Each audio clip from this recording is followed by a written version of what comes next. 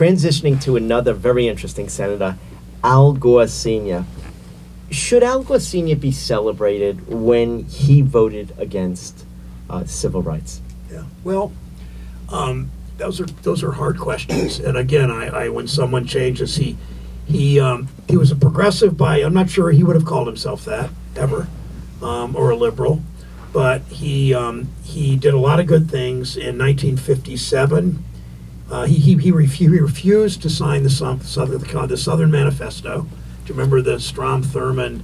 Back in 1957, the Southerners were revolting against the Southern politicians, and they were all Democrats, unfortunately, were revolting against Brown v. Board of Education. They had something called the Southern Manifesto. Gore was one of 3 Southern Democrats, Southern senators that refused to sign it. He then, in 1964, against the wishes of his son, the future vice president, and his daughter, refused to, he voted against the Civil Rights Act in 1964. 1965, he then voted for the Voting Rights Act. But then he was defeated in 1970 because of attacks by Richard Nixon, because Gore had stood up against 2 racist Supreme Court nominees from Nixon. Mm-hmm. So he evolved, he was better. I don't endorse any of that, but it's not for me to judge that, so I think he had a place in this book. Senator Brown, what do you what do you find the biggest difference between Senator Al Gore Sr. and Al Gore Jr.?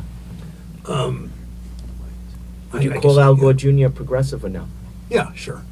I mean, look what he's done in climate change. Right. I mean, his place in history is that he has called that, he has set off that siren for us to follow, and in the Republican Party, which used to believe in climate change until the Koch brothers took it over, used to believe that it was in part human caused. I called Al after, right before the book was put, before I was doing the final draft this past summer, last March or April. And I said, Al, you had the same desk as your dad, and he said, yeah, I think so. He didn't really, people don't pay attention much to that. I mean, I'm the first person, I mean, I'm not the only one, but that has actually looked at their desk this way. Connie, I'm actually glad he's paid attention to his desk and what's around him. And so I said to Al, I said, I think you had your dad's desk, because I have a list of who had each, you have a list of who has each desk that the Senate curator has kept. And, but Al Gore Jr. never signed it. And when I called him and I said, you never signed your desk. And he said, well, I left in a hurry. Because he was nominated by Clinton, he never came back. You know, he started campaigning right away at the convention, and then he was elected, and if he ever walked back to the Senate, I don't know, he'd come back to preside as the vice president. And then he said to me, he said, Sherrod, you think they'd let me sign it now?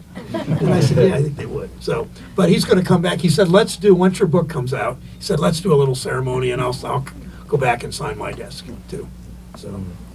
Have you ever thought about how different this country would be with him as president? Yeah, I've thought that. I also thought I think you're not the only one. What has he? Since 1992, only once has the Republican candidate for president won the popular vote, and unfortunately they've won the election 3 times, winning the popular vote once, which is pretty troubling. You said since 1992. Since 1992, only one time. Only one time they won. And that was Bush. Bush second time. Bush second time. Okay. Second time.